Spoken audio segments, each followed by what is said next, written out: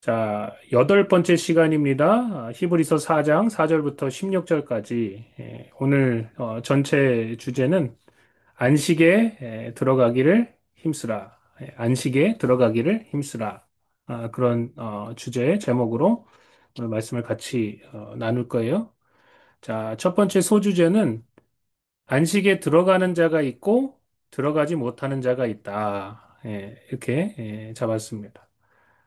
자, 4절과 5절을 한번 같이 천천히 읽어보겠습니다. 시작.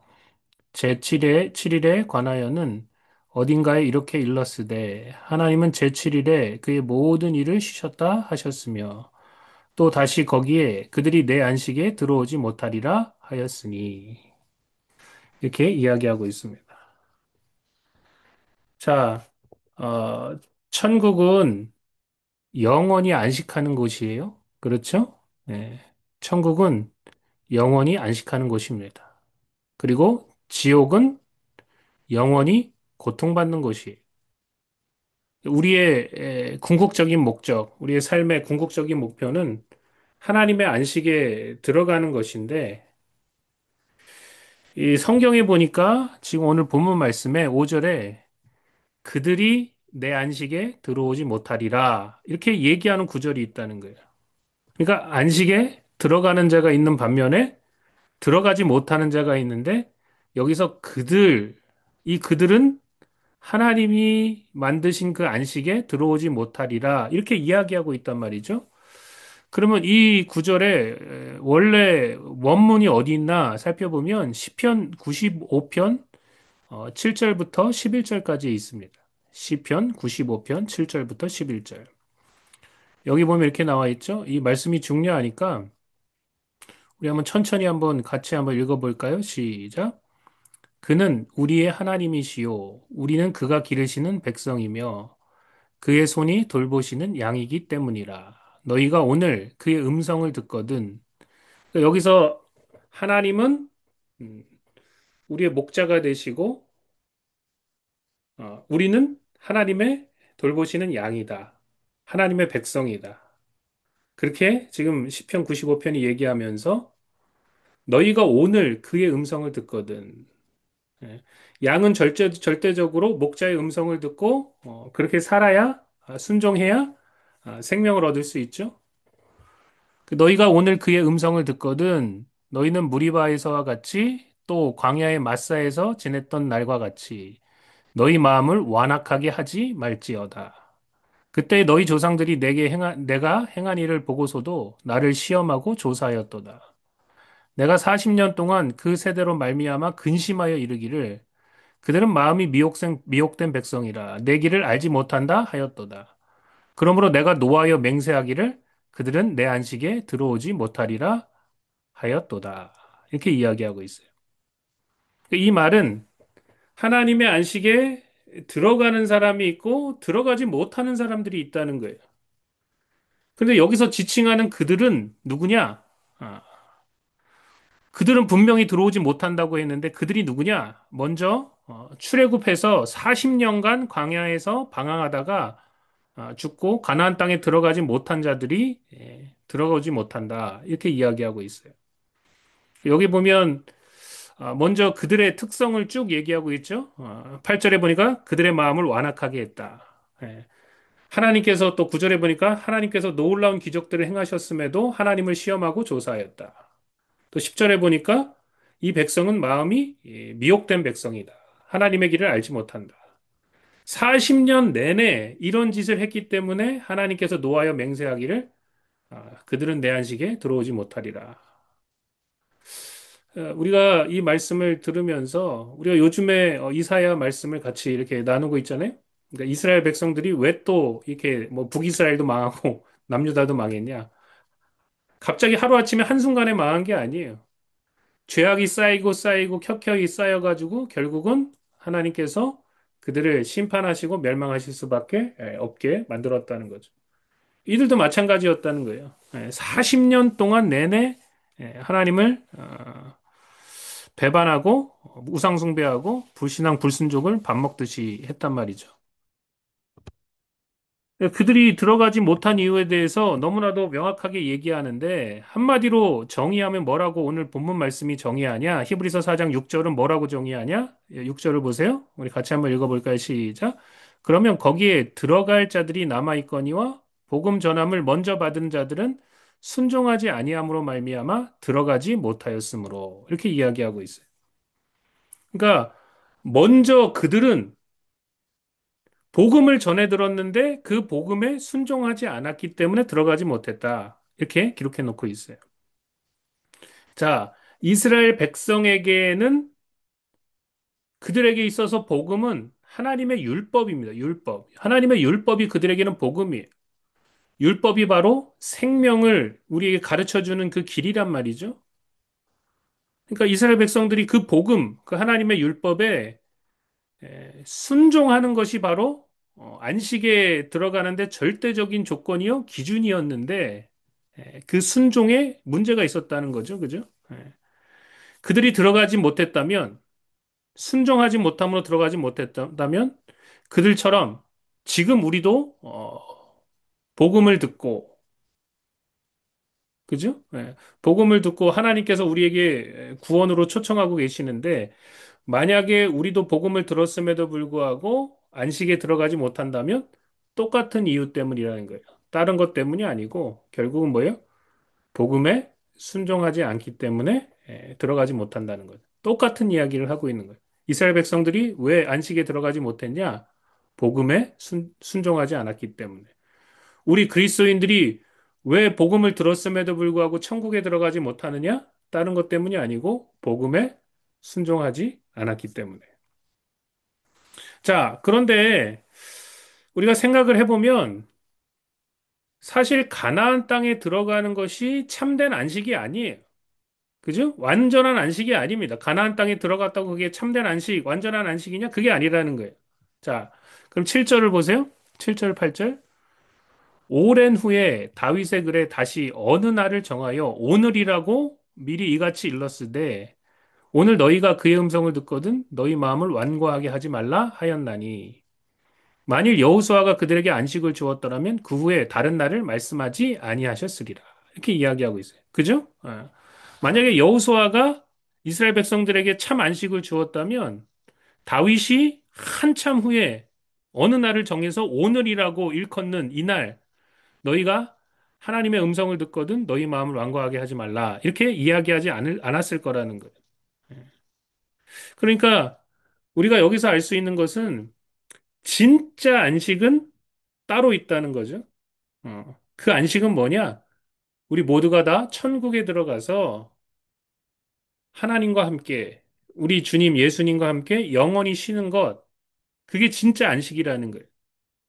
그러니까 만약에 여호수아가 이스라엘 백성들을 가나안 땅으로 이끌어서 그들에게 참된 안식을 주었더라면 오랜 시간이 지난 시점에서 다윗이 오늘이라는 표현을 쓰지 않았을 거라는 거죠. 이미 안식이 주어졌기 때문에.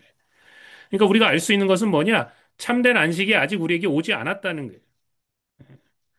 많은 사람들이 생각하기를 6일 일하고 7일째 쉬는 거 이거 안식 아닙니까? 그것도 안식이지만 음, 참된 안식이 아니에요. 온전한 안식이 아닙니다. 또 일을 해야 돼. 또 고난이 닥치고 고통이 있고 참 힘든 것들을 우리가 경험하게 되죠. 또 광야에서 그렇게 고생하다가 가나안 땅에 들어간 것도 참된 안식이 아닙니다. 가나안 땅에 들어갔다고 뭐 참된 안식이 왔다면 그곳이 바로 천국이겠죠? 그렇지 않다는 거예요.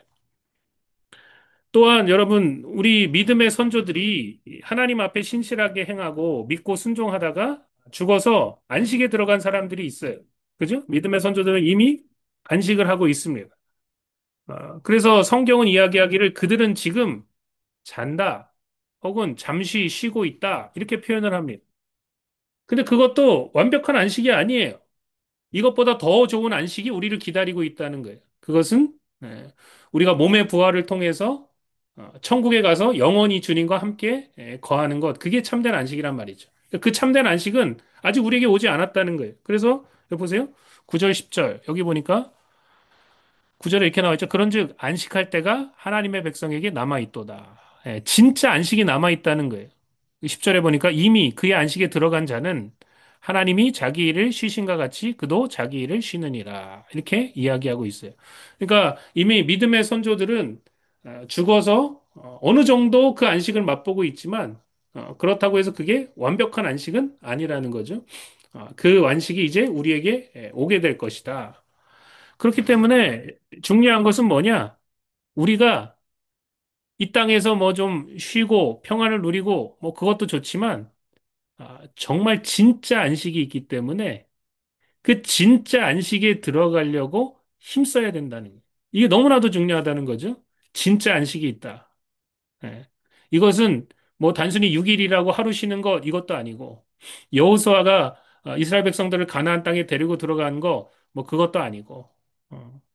또 믿음의 선조들이 믿음으로 순종하며 잘 살다가 아브라함의 품에 안긴 것 그것도 진짜 안식이 아니다. 그것도 잠시 쉬는 거고 아주 좋은 쉼이지만 그러나 참된 안식, 온전한 안식이 우리 가운데 오게 될 것이다. 그것에 대해서 이제 이야기하고 있는데 11절 보세요. 11절. 자, 여기 보니까 그러므로 우리가 저 안식에 진짜 안식, 참된 안식, 완전한 안식에 들어가기를 힘쓸지니 이는 누구든지 저 순종하지 아니하는 본에 빠지지 않게 하려 함이라. 이렇게 이야기하고 있어요.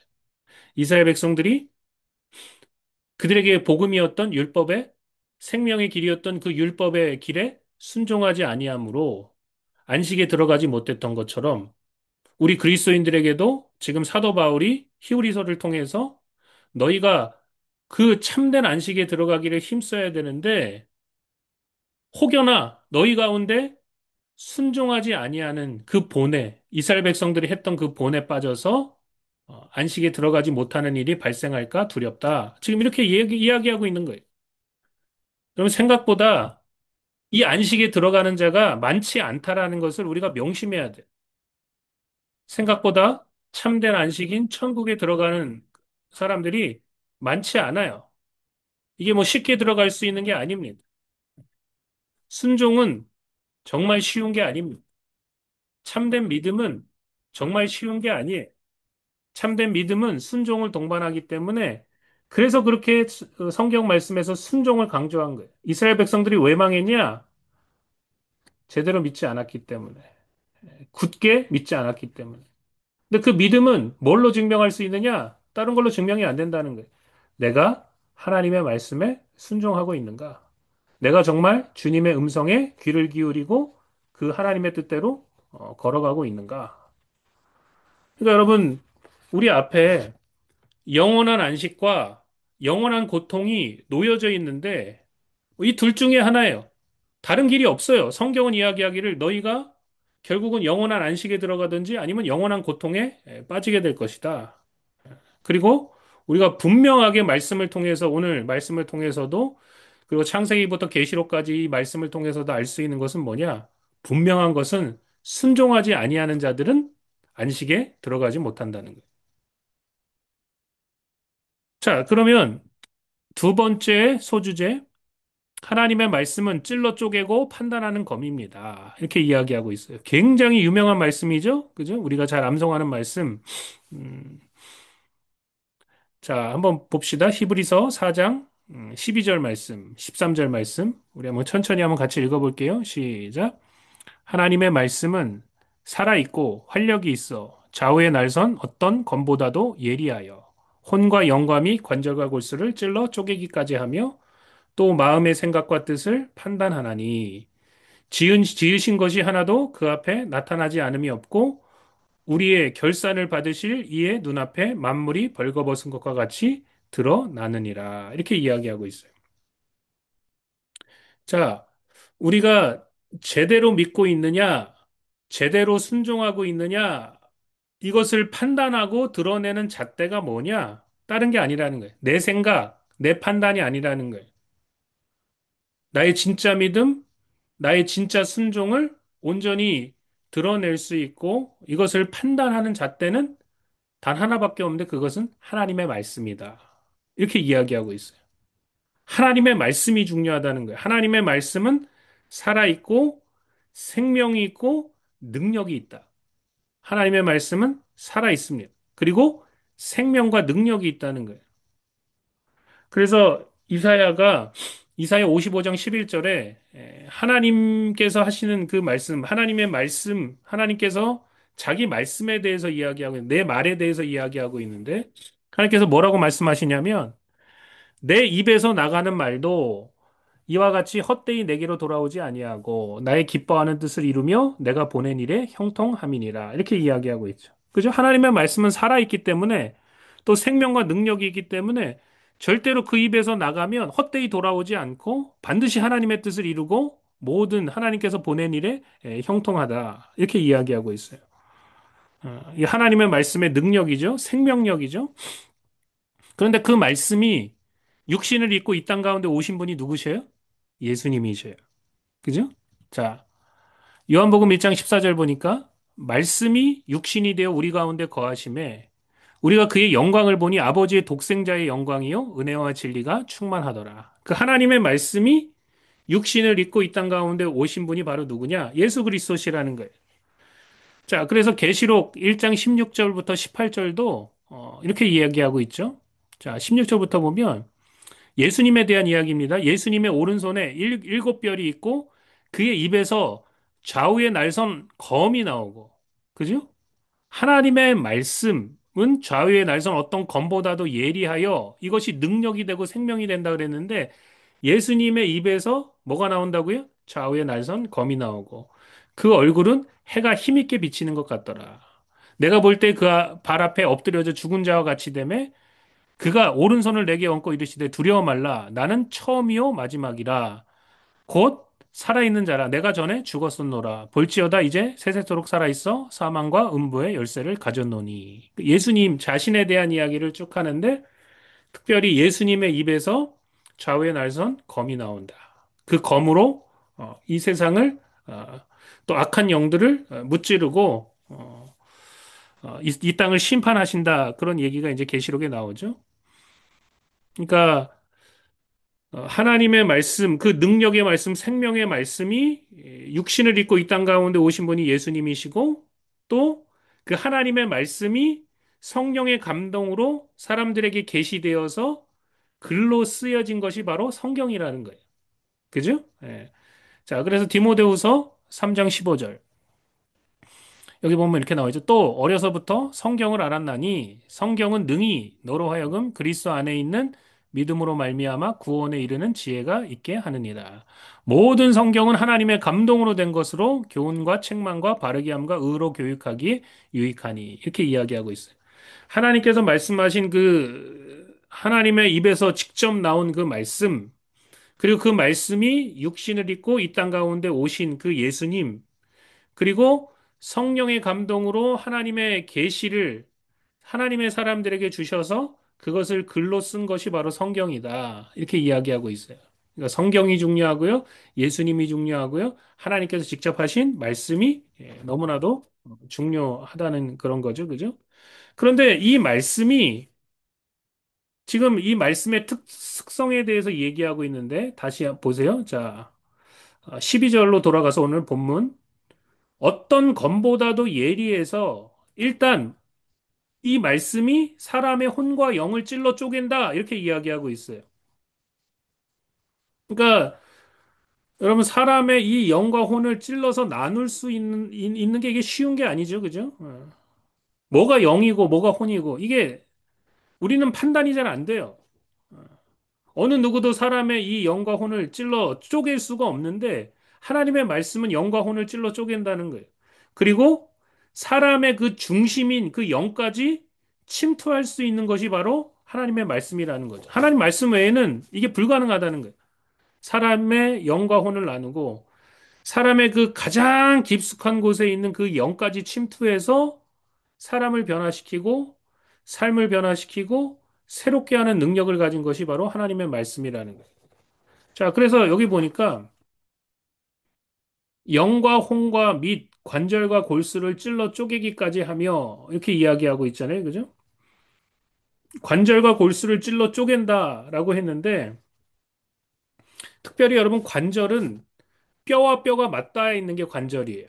그죠? 예, 관절. 뼈와 뼈가 맞닿아서 연결시켜주는 굉장히 중요한 부위입니다. 또 여러분 골수는 뼛속 깊숙한 중심부에 있는 아주 부드러운 조직이에요. 굉장히 중요한 조직이죠, 그죠? 그러니까 뼈가 이것을 딱 잘 감싸고 있어요. 그러니까 그렇게 보았을 때 여러분 생각해 보세요.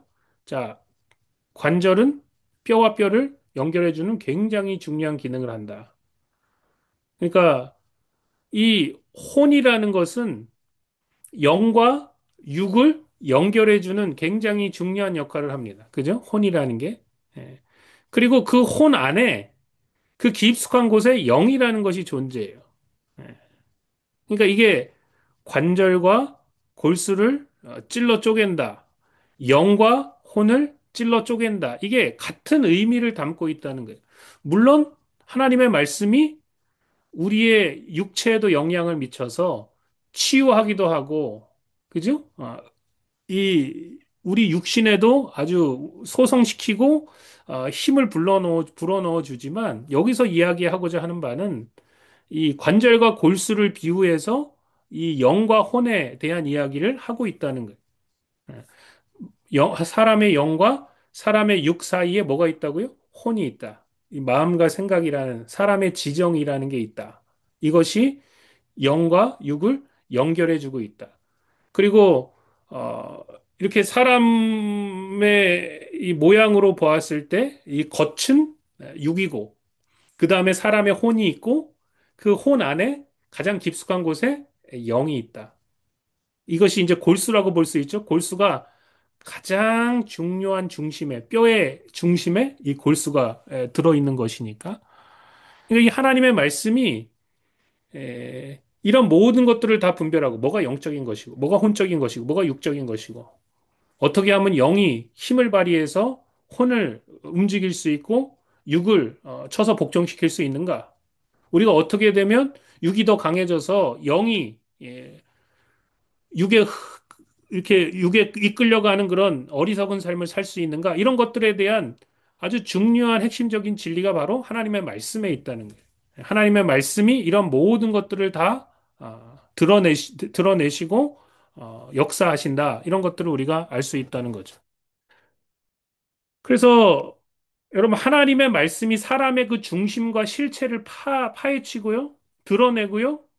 우리를 뭐가 실제인지, 뭐가 진짜 모습인지, 그런 것들을 통해서 우리를 참된 믿음과 순종으로 하나님의 말씀이 이끌어 간다는 거예요. 이게 하나님의 말씀의 능력이라는 거죠. 그렇기 때문에 우리가 신앙생활을 하면서 가장 중요한 게 뭐냐? 하나님 말씀 중심으로 신앙생활을 하는 거예요. 그죠? 예수님 중심으로. 하나님 말씀이신 예수님 중심으로.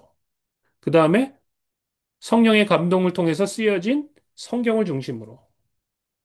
내 생각, 내 판단, 내 뜻대로 신앙생활 하는 게 아니고 이것이 우리의 실체를 까발리고 우리가 어떻게 해야 하나님의 길로 걸어갈 수 있냐를 너무나도 명확하게 알려주는 것이기 때문에 그래서 말씀 중심의 신앙생활을 하는 게 너무나도 중요하다는 거예요.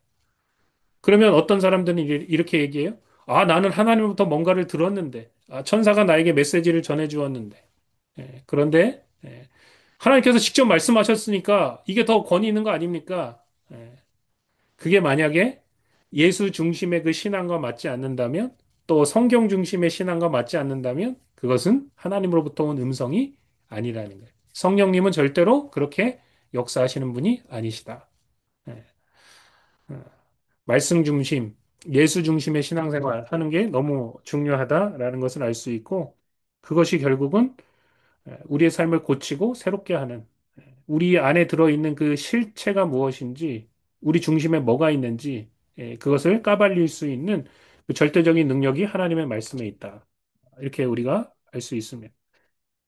그래서 순종이라는 게 중요하다는 얘기를 계속해서 하고 있는 거예요. 순종, 하나님의 말씀에 하나님 앞에 순종하는 게 중요하다. 그 얘기를 계속하는 것입니다. 자, 그러면 보세요. 마지막 주제, 우리에게 큰 대제사장이 있다는 것이 얼마나 행복한 일인가, 이것에 대해서 오늘 말씀하고 있어요. 자, 14절, 우리 같이 한번 읽어볼까요? 시작. 그러므로 우리에게 큰 대제사장이 계시니 승천하시니 곧 하나님의 아들 예수시라. 우리가 믿는 도리를 굳게 잡을지어다. 이렇게 이야기하고 있어요. 어, 우리에게 큰 대제사장이 있다는 거예요. 그 큰 대제사장이 누구시냐? 승천하시니 곧 하나님의 아들 예수시라는 거예요. 예수님이 어, 우리의 대제사장이 되셨다는 거, 이거 정말 놀라운 그런 소식이죠. 놀라운 일이죠. 그죠? 여러분, 우리가 뭐, 지난주에도 같이 말씀을 나눴다시피, 예수님이 대제사장이 되시기 위해서는 사람이 되셔야만 했어요. 왜냐하면 제사장은 사람이니까. 그죠? 사람이 되셔야만 했습니다. 또 예수님이 직접 우리의 죄를 속죄하기 위해서 자신이 희생제물이 됐다는 거예요.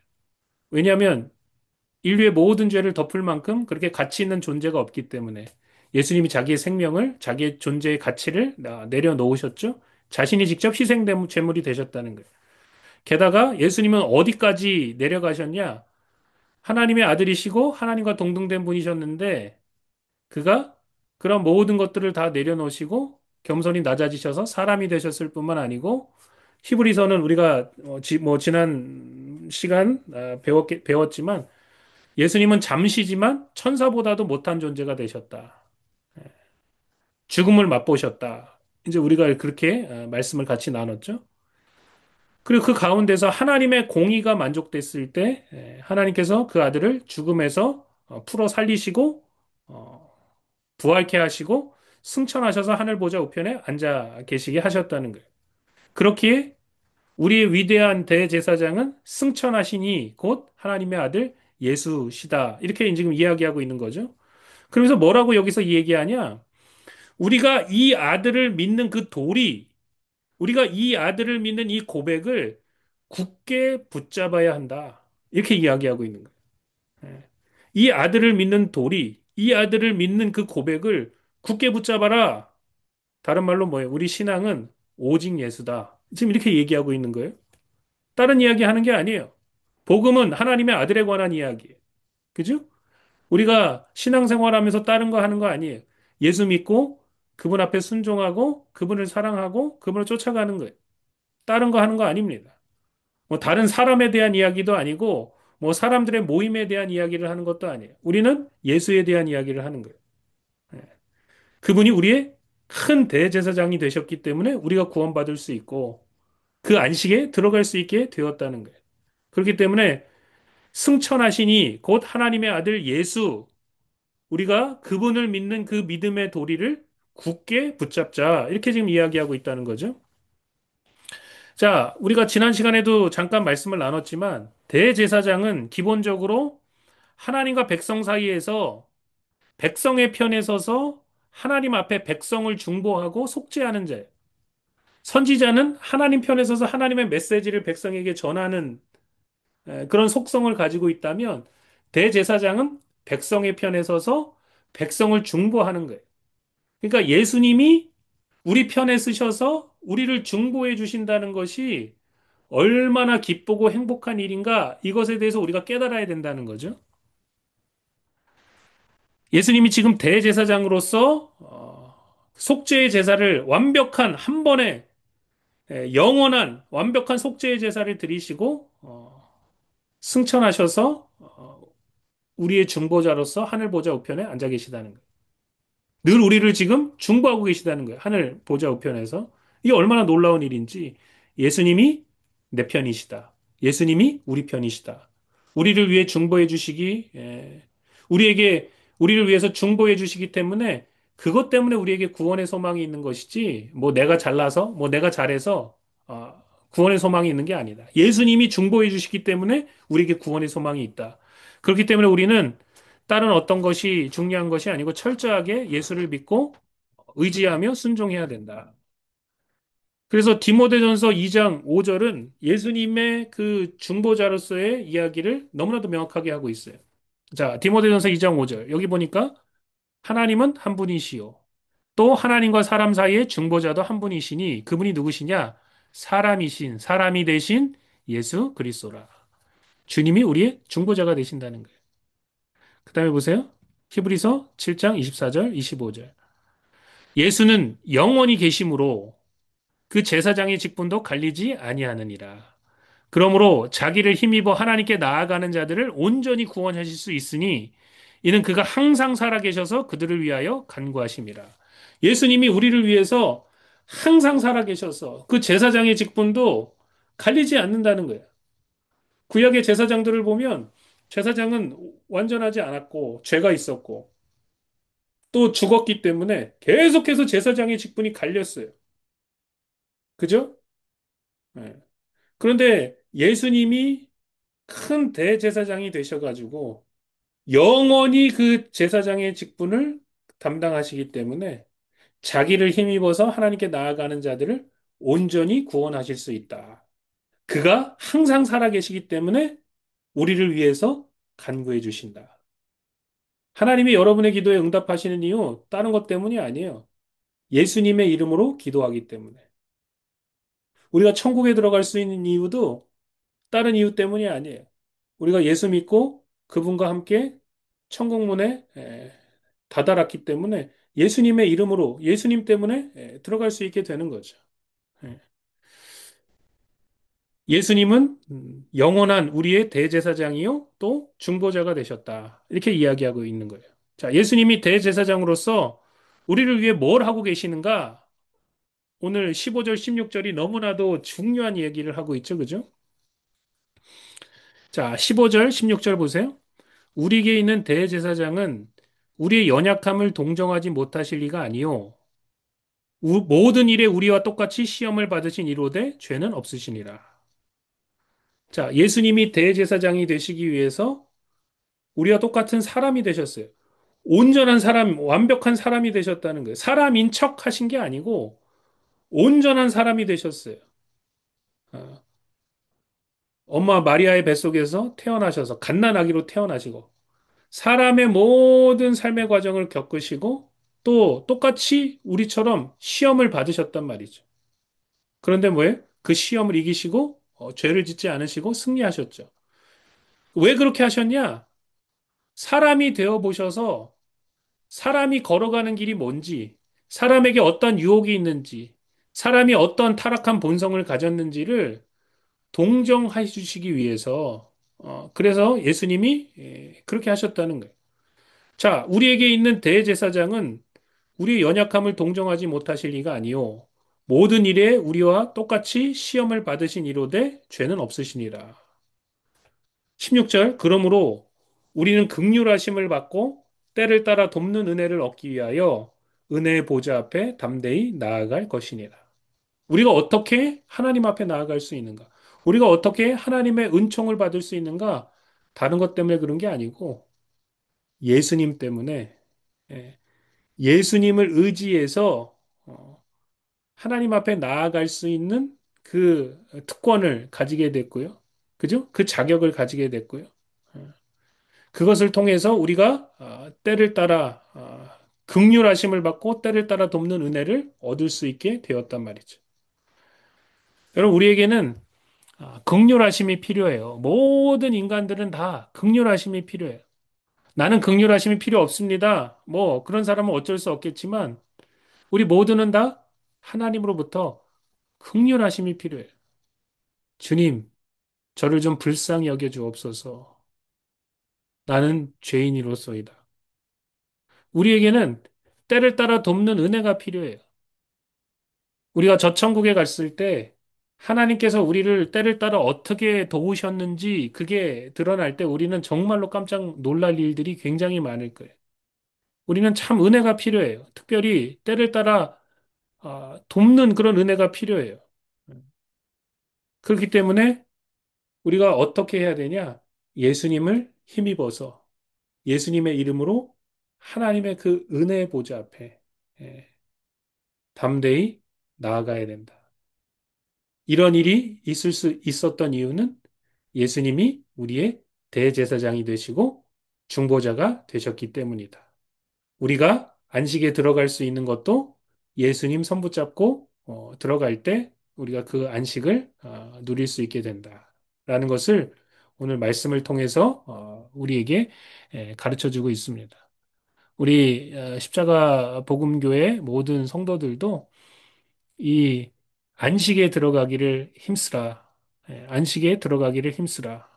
그 말은 뭐 내 스스로 뭐 들어가기를 힘쓴다고 들어가지는 게 아니라 예수 믿고 그분 앞에 순종하며 그분과 동행할 때 그때 우리가 온전한 안식에 들어갈 수 있고 그 안식을 누리게 될 줄로 믿습니다. 오직 예수 또 예수 중심으로 신앙생활하는 그런 저와 여러분 다 되기를 예수님의 이름으로 축복합니다.